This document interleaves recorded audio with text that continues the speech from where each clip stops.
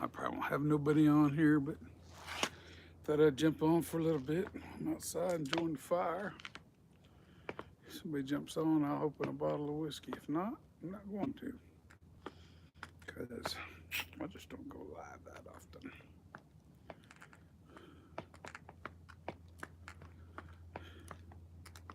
But I got my fire down there going. Little flame thing. What's it called? I don't know, something flame. And I'm just outside enjoying the warm day. Because it's warm here today. It's not too warm tonight, but I did eat a couple of, what do they call them? Irish sausages. Got them at Aldi's. Onion and something. Look pretty good. Made me a couple of sausages and some mustard and a little bit of chips. Drank a beer. And I thought, well, I could go live. And I don't know if I'll stay live.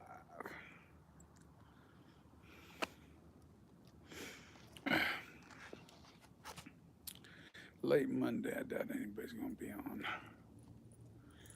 Whew. I don't even know how to do it on my phone like this. Let me see. Oh, there it is. Yep.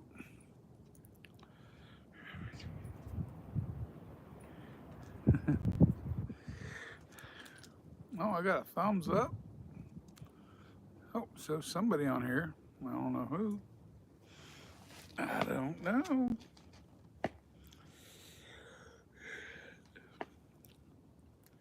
Like I said, I'm just doing a thing. What I was going to do is open a bottle of Ballantines 17. It is I got to turn so I can get the light here. It's a blended Scotch whiskey, 17-year-old, 43% alcohol by volume. Let's pray the cork don't give out. Yes, me, from Buckeye, Arizona. Well, I'm in Newton, Kansas, of all places. I've been through Arizona, but I used to have family that lived up in a place called Snowflake, but that's a long time ago. Been a long time since I've been through there. Well, not too long, actually. 2011.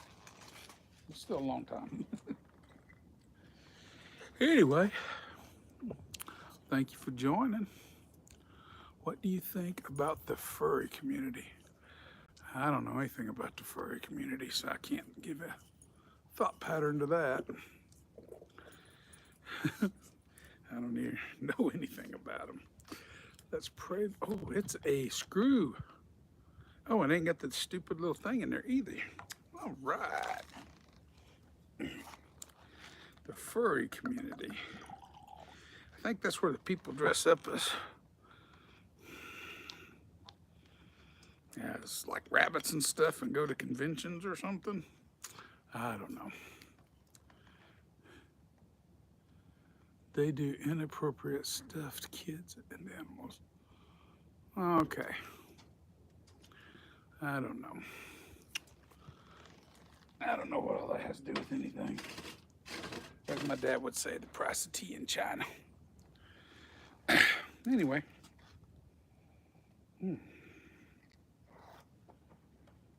It's got a good smell to it. Oh, no, don't knock over my camera. My doggy's out here with me. Well, I literally just opened it, so.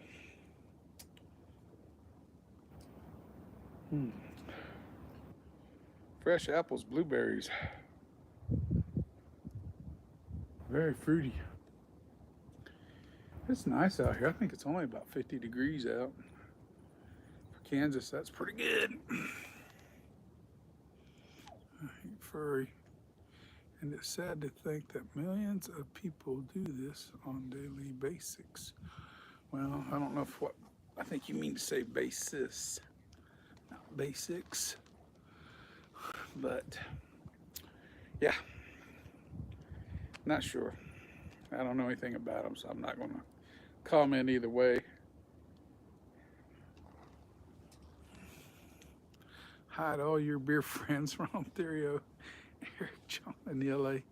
Alex the beer man. Yeah, they're all good guys. They really are. I like them all. It's been a while since I've been on Ron's. I ain't been on many people's. I was on Alex's the other night, and that was the first time in a long time. Been distracted. January and February this year, so I ain't really did much. It's got a good nose on this. You can get lost in a little bit. You don't get no alcohol for 43%. 17 years works really well on this one. Big shout out. Big Tamaka. I don't know what that is. Hello, I don't.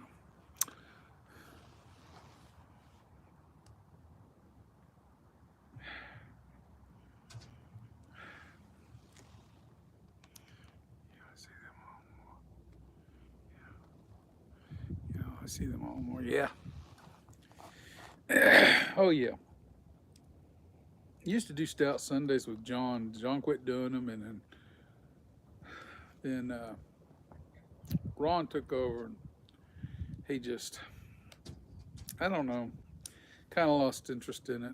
I still like stouts, but I bought a couple the other day, but I ain't drinking yet.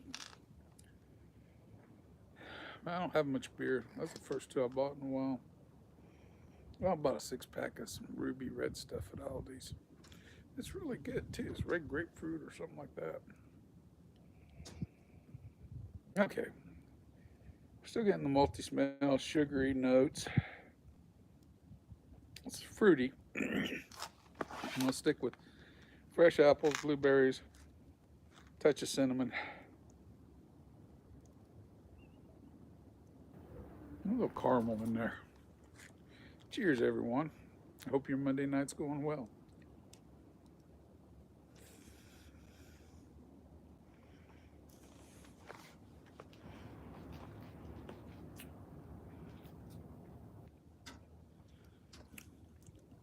It's dry. Very dry on the palate.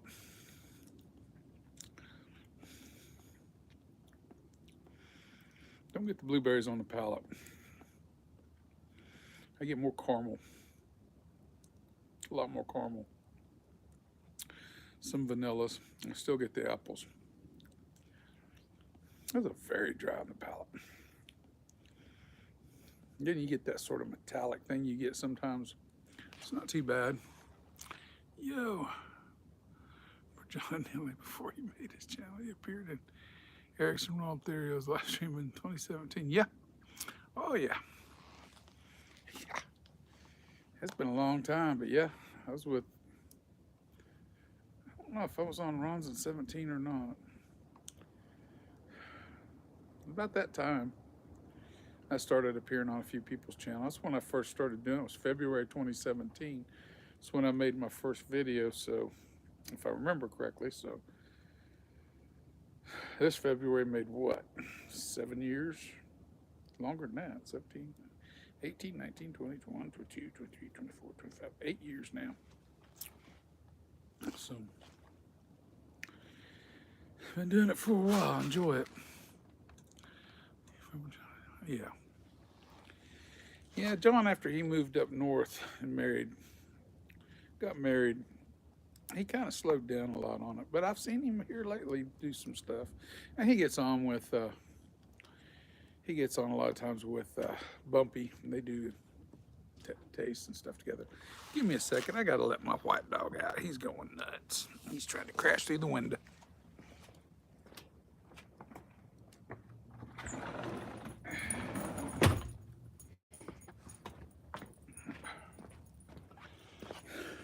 All right. Oh yeah, by the way, if you didn't see, there's my, it's dying now. It's down to embers, but it feels good. It's warming my back as I talk to you guys. I'm out on the patio. Let's see here.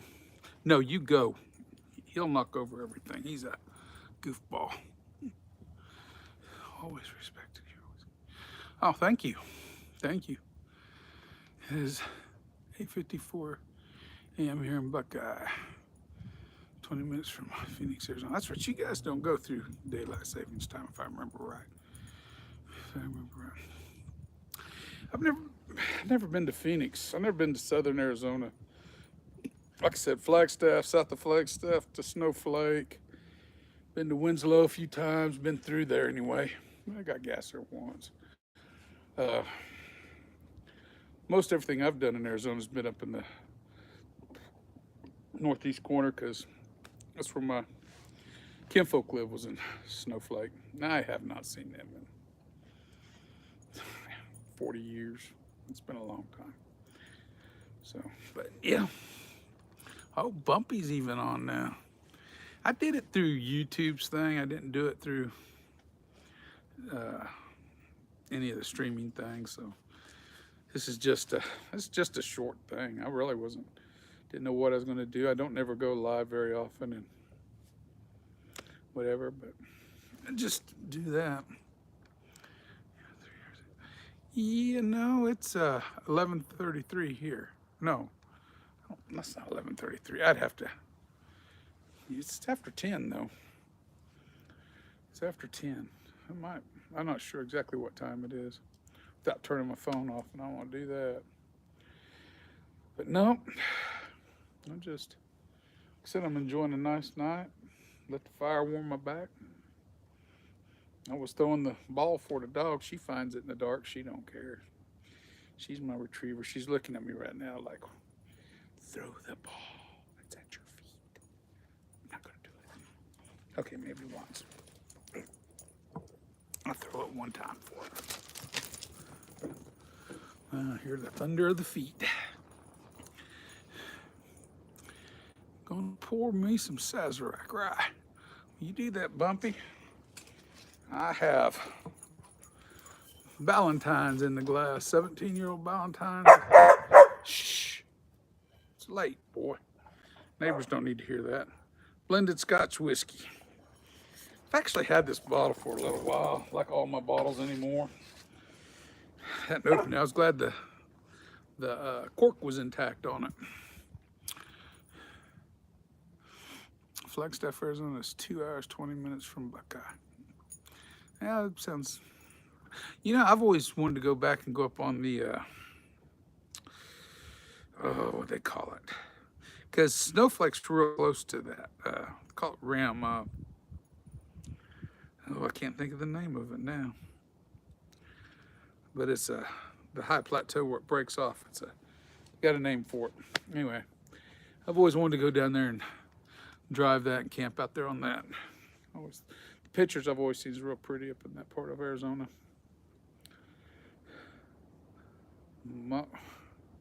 It's not pronounced like you see it. Mugion Ram, something like that. Never had an older Ballantines. I always like to use their basic blend in whiskey and soda. Yeah, that works good in that. I've did a review on the basic Ballantines. I got a Ballantines 12 downstairs too that's unopened. I bought in Kansas City 2.5 years ago or so. 3 years ago now at this point. My daughter first started we went up to Kansas City frequently for my daughter when she first started her treatments. So I went to all the liquor stores in Kansas City, see what they all had. I like to do that. I don't buy everything at everything. I just, every once in a while, I drift into one and see something and I'll go, well, I think I'll buy that. It feels weird the first few times when you walk out of a liquor store and you don't buy nothing, because you think like, everybody's always going into a liquor store to buy something. Oh, everybody. And so when you're walking out, they're looking at you weird. And I always got to explain to them, I'm looking for very specific stuff. And then if you tell them that, they always go, well, let me help you. We can order it for you. What do you want? Like, well, first of all, I don't even live around here. Second of all, I'm just drifting through to see what you guys got. So you could probably order it, but so can the one in the town I live in. So, and it's always a weird thing. It's just a weird dynamic. I've gotten used to it now. It don't bother me. got used to the guy coming up to me in the liquor store going, well, that one's pretty good, but this one's better than this. And sometimes I have the heart to tell him, well, yeah, I've had those. And sometimes I just let him go on. Just like, go ahead and go through your spiel. I don't even bother saying, I've got a YouTube channel and I drink a lot of whiskey and I kind of had, I'm looking for the odd stuff I don't have. And anyway, it can be funny.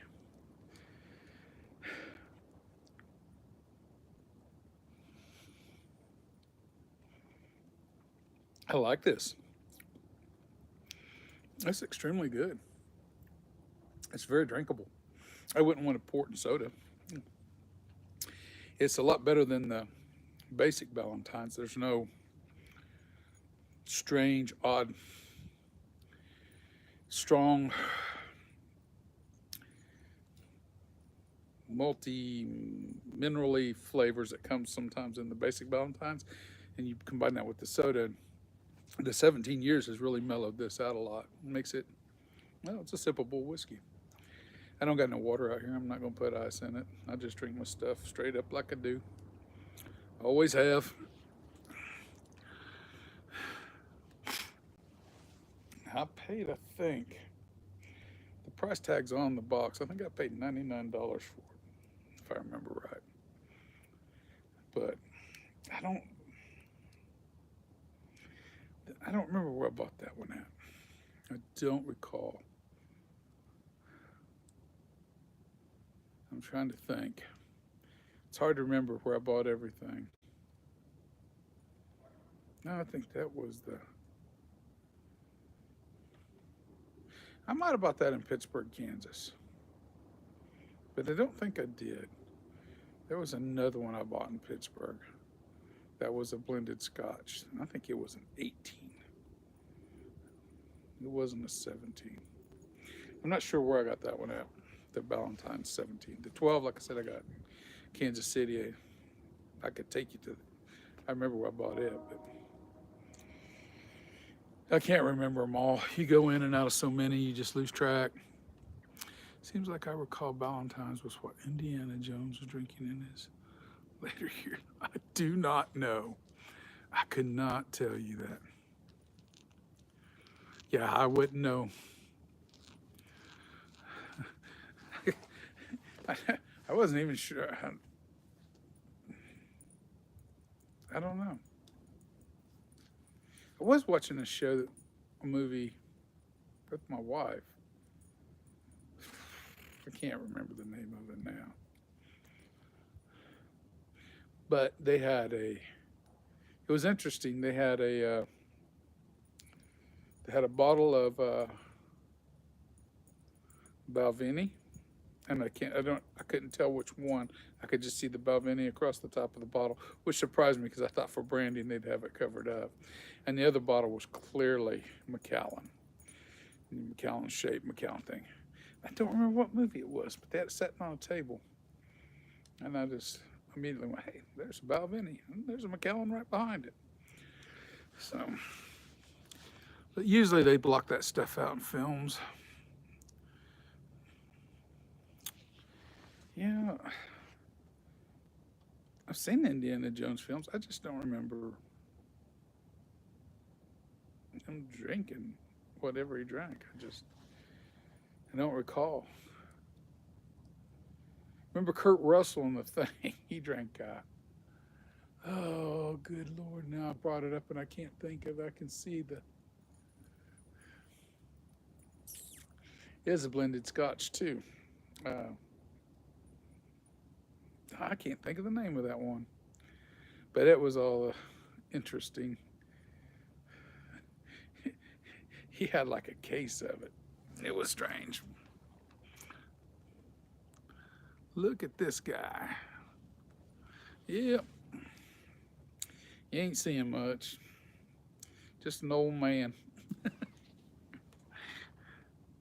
There was an empty case sitting in his closet, I think. Yeah.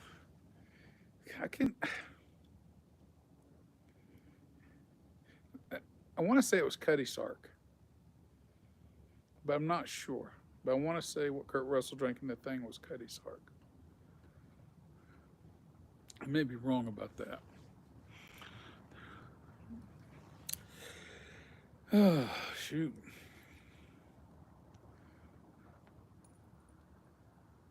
No, the apples in this is really sweet apples. The nose carries that blueberry note that you don't get in the palate, but it's very prevalent in the nose, right behind the apple.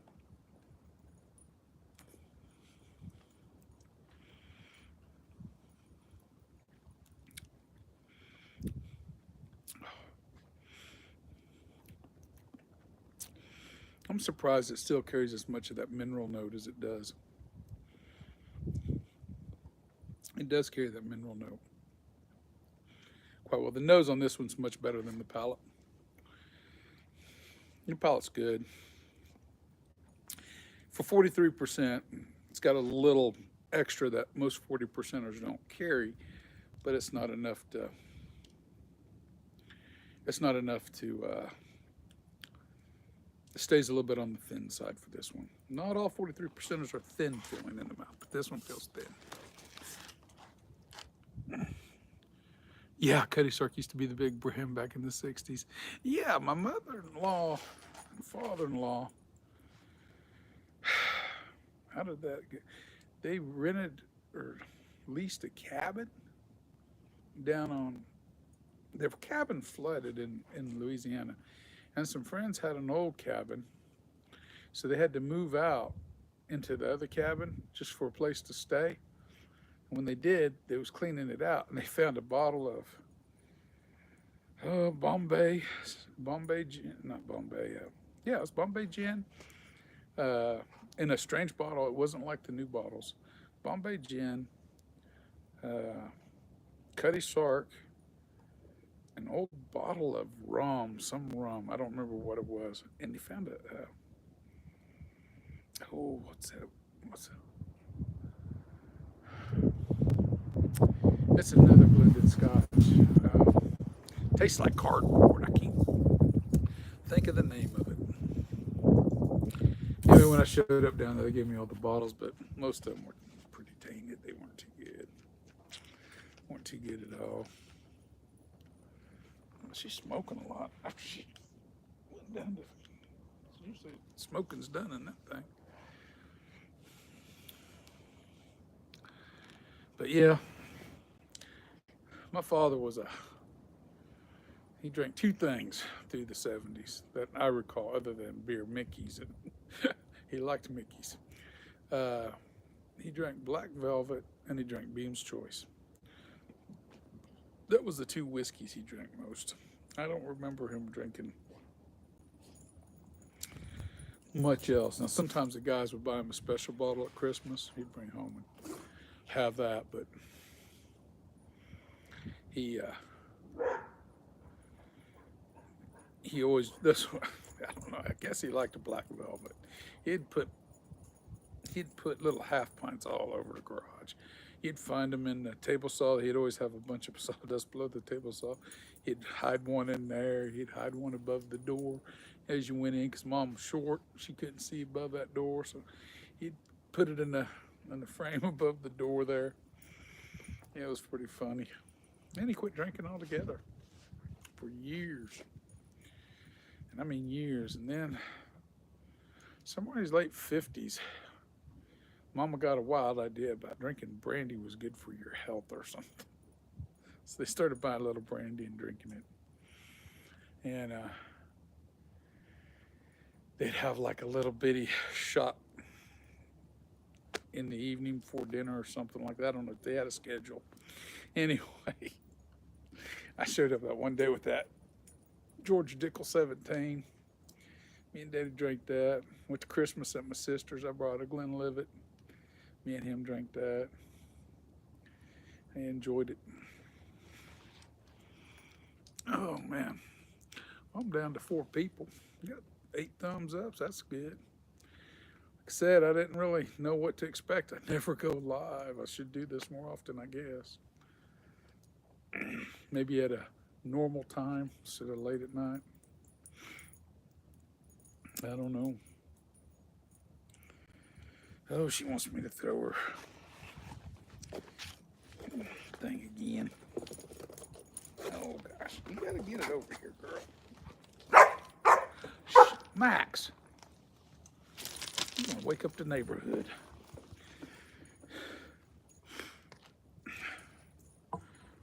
Come here, Max. Max. Come here. Come here. Come here, Max.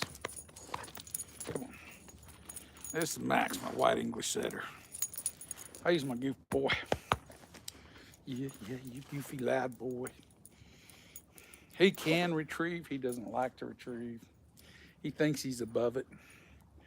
But he'll bring back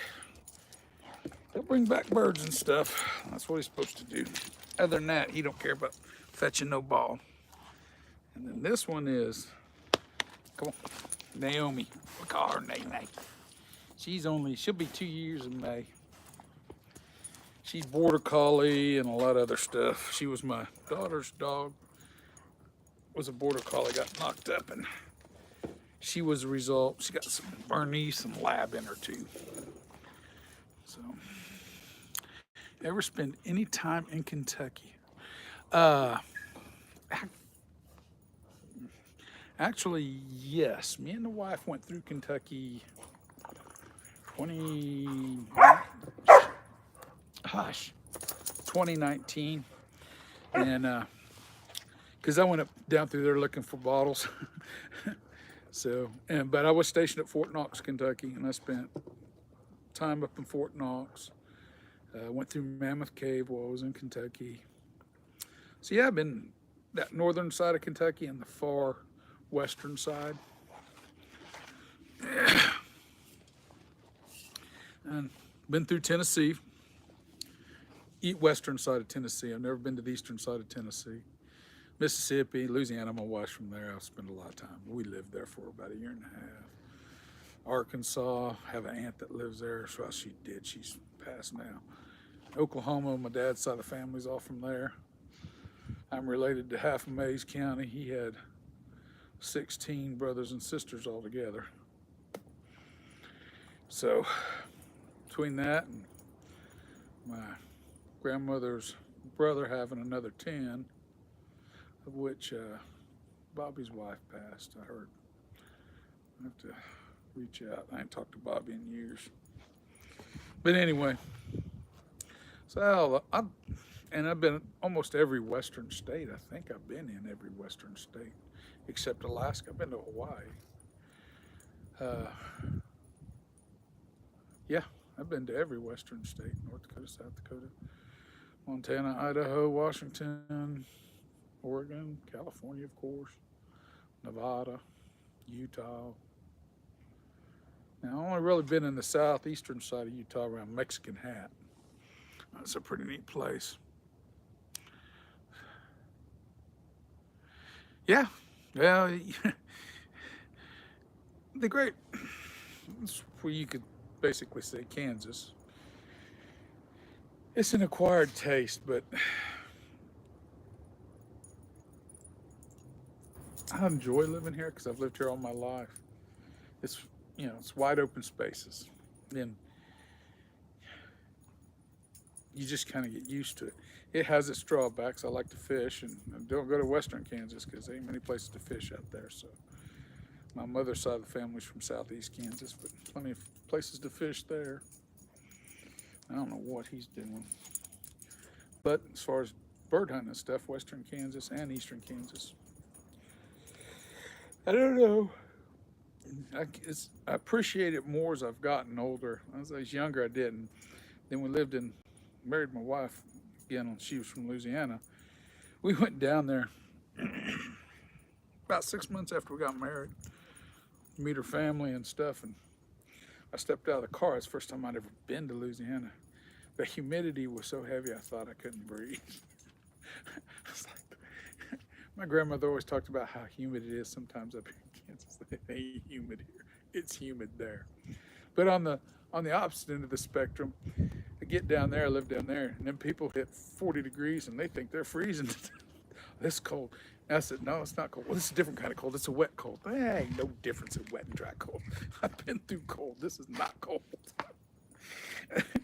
Oh, they can't drive, man. This is when the winter hits, it's a little dust in the snow. I was the only one of three people to show up to work. We had about maybe a quarter inch of snow. I passed so many cars in the ditch of people just cramming on their brakes. You gotta be kidding me. You got 2 inches of snow on the ground up here. You better be showing up to work. There's no snow day. Now you get 4 or 6 inches. Yeah, that's a whole different thing. Or you get an ice storm preceding it, but a little quarter-inch of snow or an inch of snow. Bah.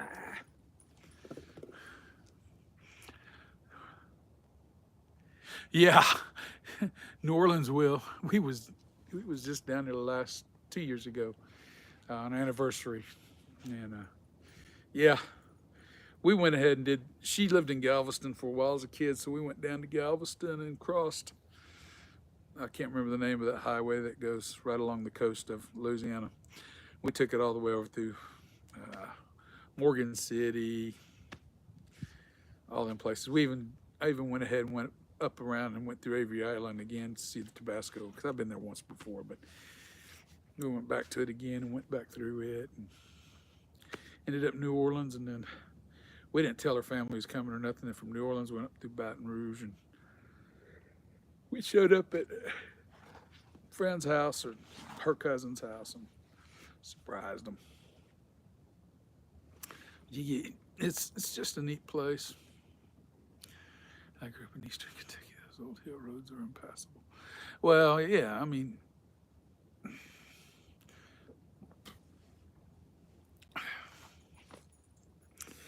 if you get ice is the problem. Snow's generally not a problem.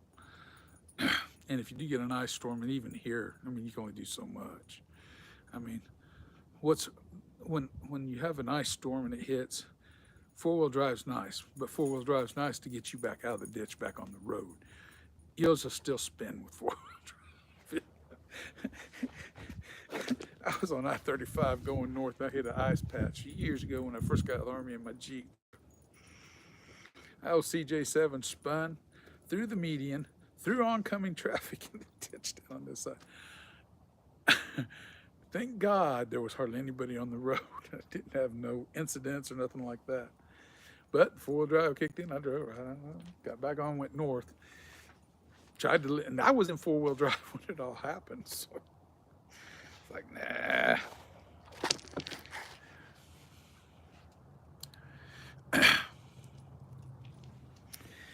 I think Eastern Kentucky. If you get in northeastern Oklahoma, you're just off the edge of that Ozark Plateau, where my father's from. It's a lot of little creeks and streams, and it's all hollers and hills. Not really mountains, but you get some steep-sided little, call them hollers, man. You go down there, and like when you're going down to Anner Lanes, you drop off that steep grade, you hit the bottom. If it's rained, you can't drive across the creek. The creek's flooded. But if it ain't rained, you can go on up to see Earlene and her family. They had a spread down there. It's all hills and ticks and rocks. But it's got a charm of its own. Couldn't drink the water at her place. For some reason, she had a high sulfur content in her water. She'd put a kettle of water on the stove. Lord. She'd go to make hot chocolate. You couldn't put enough hot chocolate in the water to kill that flavor, man. Now, grandparents in Eastern Kansas had an iron content in their water, which gave it a little bit of a strange taste and gave it a little slight reddish color. I'd drink that. That didn't bother me, but I was kind of raised on it too. But that sulfur water she had, oh my God, it stunk so bad.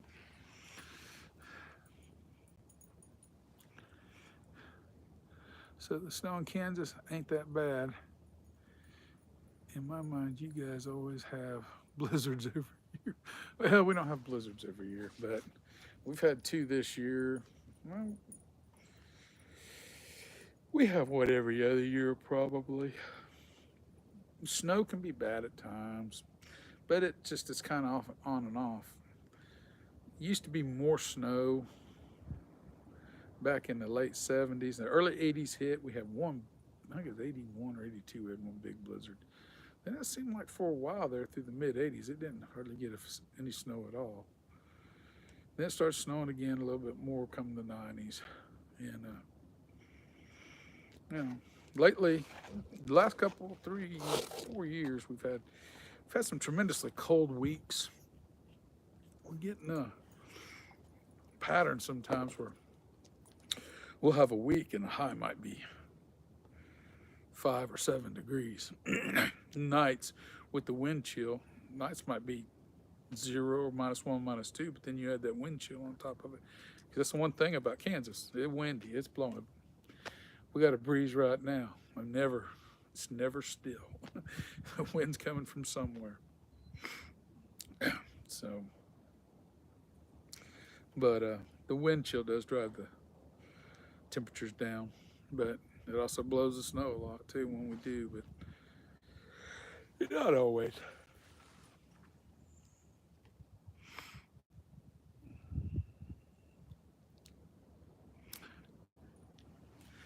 We've had 2 events this year as far as snow. We've had here it varies in Kansas because the closer you get to Colorado, usually the worse the snow is. This year's been a little different here in here in eastern central Kansas. We've had more snow here than they've had out there.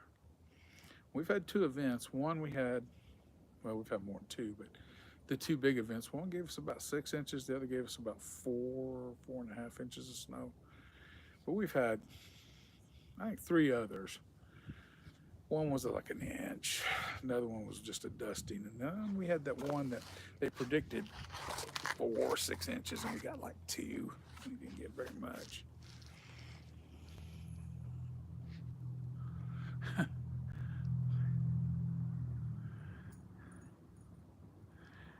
Yeah. No, if you ain't raised in Kansas, the wind would bother you. And it's the same way in Nebraska, same way in eastern Colorado, all the way up the Great Plains. North Dakota all the way to here is nothing but wind. Eastern Colorado, eastern Wyoming, eastern, well, I've never been to eastern Montana. I've been through Wyoming, but I imagine eastern Montana ain't much different than eastern Wyoming. It's all windy. I have a good friend in Louisiana. I have a couple, but he rides with me and Jeremy sometimes. And down in Louisiana, they don't deal with the wind like we do on motorcycles. I'm telling you what, we were riding and we came out of Las Vegas, Nevada. We were going south to Winslow. We stopped, seen the dam, did tooling around the dam, then we left the dam there. And that wind started hitting us, a hard crosswind. And he gets to fighting it, and he gets to fighting it bad. Well, Jeremy walks off and leaves us, and I'm dragging because it's kind of how I always ride. I ride in the rear, catch your shit that falls off, back people off, so on and so forth. It's either me leading. Jeremy want to lead sometimes, and I mean, want me to lead, and I'll ride drag, but they don't happen very often. But every once in a while, he gets tired of being up there. Plus, I go up there and make road corrections for him sometimes because he relies a little too much on his GPS, and GPS is not always right. Anyway, back to the story. Matt's really having problems. The wind's washing him, and he's fighting, and he's fighting up. I mean, he's really having issues. So Jeremy walks off and leaves us. Matt slows down. So, besides the worst, I said, "Well, you just go ahead and catch Jeremy. Just go ahead." I said, "You need to relax. Just catch Jeremy. He's pissed." So, all right, fine. I got Jeremy. We busted on into Winslow, stopped and got gas. We was waiting for him and waiting for him. Matt pulls up to the pump. We was over drinking a beer. I'll be brutally honest. We was over drinking a beer, waiting for him to show up in a couple of koozies. And he showed up. So he's over filling up. And I thought, well, I'll go give him a pointer or two, you know. I know he's rode a lot, but I figured he needs some advice maybe or something. I don't know. Anyway, I walked up to him and said, you know, if you bend your wrists a little bit and bend your elbows, you won't put so much pressure on your bike. You won't white knuckle like that. He said, well, I need your help. I'll ask for it or something like that. He was all pissy and shit. And I said, okay. We got on I think it's I-20. It goes across from Winslow over to Flagstaff. Man, the wind's blowing out of the south so hard. It's blowing dirt across the road. We just walked off and left him. Yes. He was pissed and mad when he finally showed up. We stopped at an overpass, got out of the sun, crawled up underneath the overpass. I did some stupid shit, man. We parked our bikes in the middle. I looked at Jeremy and said, this ain't the place to do this. In the shade underneath an overpass. He grabbed 2 beers for me and 2 beers for him. We went up sleep, clear up underneath the overpass and drink beer and wait for Matt to show up. And I was like, you realize if patrol comes through, we're screwed. They never came.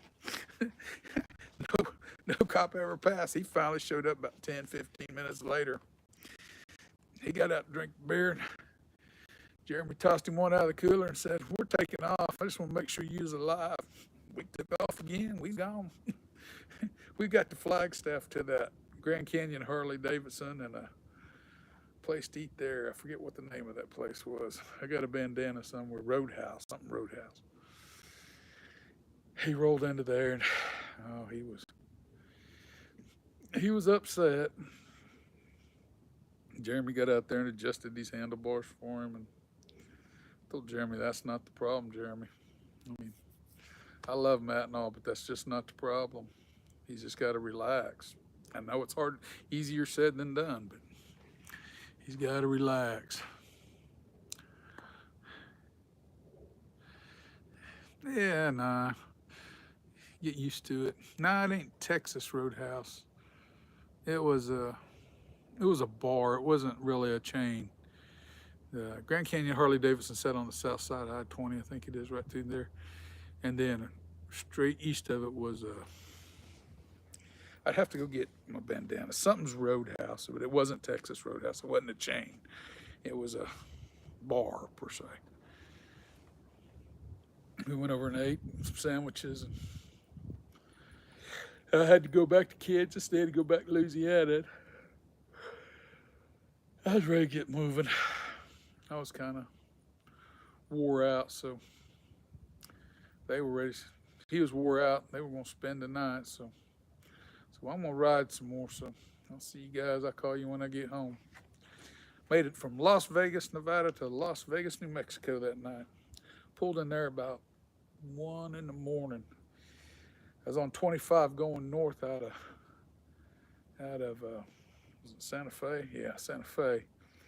And there sat a mule deer in the left lane. It's a 4-lane there, and they got the median in the middle. There sat a mule deer right in the middle of the highway there in the fast lane, and he never moved. I just drifted around him, went on around him. But I thought, it's time for me to find a place to sleep. So I found a motel in Las Vegas, New Mexico, and spent the night there. And from there, I rode the rest of the way home. Go up to Springer, take the shortcut across the northern New Mexico on Springer. You roll into the Oklahoma Panhandle. From there, you hit up to Liberal. From Liberal, it's straight home pretty much. You got to swing a little north because I was living in Marion, Kansas at that point in my life. Yeah, I've never seen the Grand Canyon. That's one place I've never seen. Well, I think it's the old Highway 66. I think it just slightly offsets the interstate, but no, we was on the interstate. But I'm not sure how that works. I had a guy that I know that did ride the old 66, But I think out there, parts of it are gone, and you have to ride the interstate. And it's kind of intermittent through that part of the world. Oh, it was a good time. It was a great time. We've had some awesome rides. I've rode Oregon coast up to Northern California down to Eureka, then Eureka over to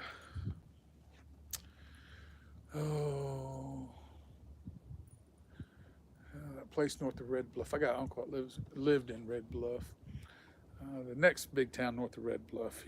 It's a bigger town. Red Bluff's a small town. We rode over to there, south through Grass Valley over to Reno. I've been through Yellowstone a couple times. I've been through all the western states. I even made a point to ride my wife's three-wheeler here about 3-4 years ago. I took her Spider and drove through North Dakota because I'd never been to North Dakota. Went up all the way to the border, seen it, turned around, came home.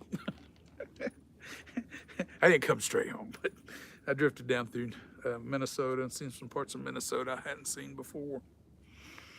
I'd never seen that northwest corner. It's beautiful up in there. It's my girl. She's my girl. Aren't you?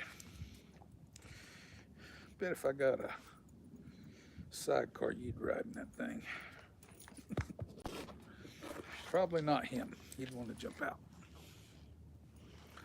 Love riding motorcycles. Don't got a Harley no more. We got into this on-road, off-road stuff. I got a Suzuki DR650 V-Strom, so I can ride dirt roads and stuff, but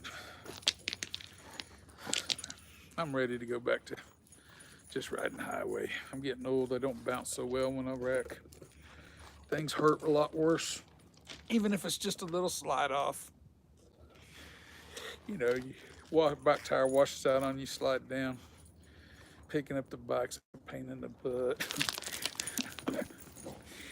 Making sure you're all right. I mean, wear all the gear, but clean all the dirt out of places it gets into it shouldn't. And get back on the bike and head out. One of the best you ever been visiting. Yeah, well, Bumpy, you got to come visit me. I got to come visit you. I've never been to the Northeast.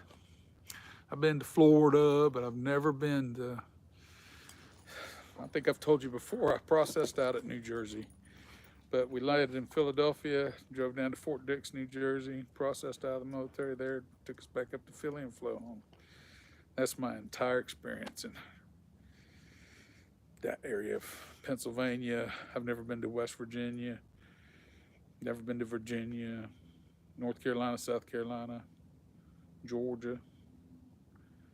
That whole eastern seaboard other than Florida and New Jersey, but I was there for 4 days. I don't really call that. I never left the Fort Dix other than when we drove in and drove out on the bus.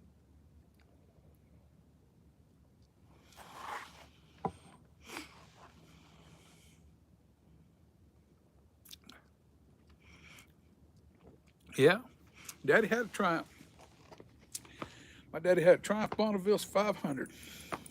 No, he had the 650. The 500 was I forget the name of that one. Daddy had a Bonneville. It was 650, I know it was. It's probably about a 68, 69. When I was 6, he'd slap a helmet on me, so it dates me a little bit. I was 5 and 71, so now I was 6 or so, 72, 73. Daddy had put me in front of him on the tank, between the seat and the tank, and I'd have to hold on to the handlebars. We'd ride from Mays, Kansas to my mother's grandfather's in Viola. It was about a 45, 50-minute ride. We get there, and Daddy'd have to take his tools out, tighten all the vibrated bolts loose. That was the one bad thing about them old Triumphs. They vibrated real bad. You had to check your bolts. every so often. But other than that, it rode great. Started every time he wanted to start it. My grandfather had a Kawasaki. It didn't start back then, start every time he wanted to start it. Him and Daddy would fight that son of a gun. He had one of them old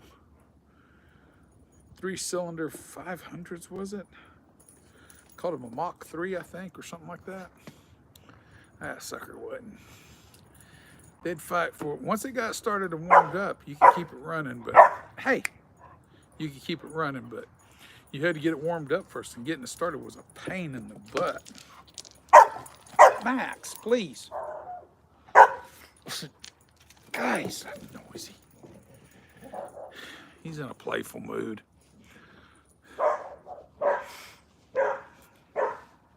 That's probably where I developed. I've always had a mini bike as a kid. Daddy bought me one when I was 5.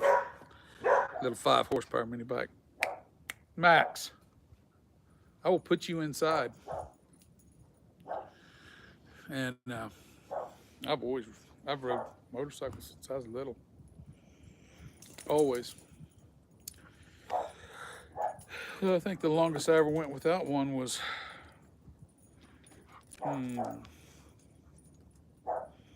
after my son was born. I had one till he was about 7. I had that Yamaha 3-cylinder, that 835, whatever it was called. It had a weird number on it. It ran good. I had that, and we sold it. After we sold it, I didn't have another bike for. Now I sold it probably in 98. Yeah, I think about 98. No, it would have been later than that. Probably 2000. So between 2000 and 2011, I didn't have a motorcycle. Somewhere in that time frame. But I've had them all too. I've had Harleys, Harley dirt bikes. I had one of those. I had an Indian dirt bike that was just like the Harley dirt bikes. They were made in Italy. I had an Indian dirt bike when I was a little kid, a 50cc. Suzuki's. Maybe not a Kawasaki. No, I had a Kawasaki. I had a 650 Kawasaki. Then I've had Yamaha. I've had 2 Yamahas. I don't know. Then we got that 3-wheeler Spider, that Can-Am of my wife's. I've had several Harleys. Hondas. I've had 2 or 3 Hondas. I've had them all, pretty much. Oh, but I don't think I've ever had a Triumph other than Daddy's. It wasn't mine, it was his. Or a BMW. No, I had a BMW. Yes, I did. I had a 650 single cylinder. I forgot about that one. I didn't have it very long. I fixed it up and resold it because I made some money on it. That was one of the few I made money on. But I'm trying to think of other bikes. I've never had like an Aprilia, but I think Aprilia was who made the Indian dirt bikes for the Italian dirt bikes for Indian. We had to get our parts at the Aprilia dealer, South Wichita. I've never had a Moto Guzzi. I've always wanted one. I think they're beautiful bikes. Love them.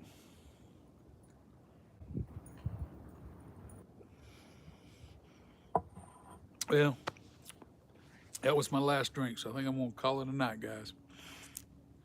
Thank you for the guys who stuck around, man. Everybody, have a good evening. Have a good night. I'm gonna try to wake up in the morning and go fishing since we'll take advantage of the warm weather. I'll see you guys later. Bye. Now let's see if I can figure out how to stop this thing. I think that right there does it.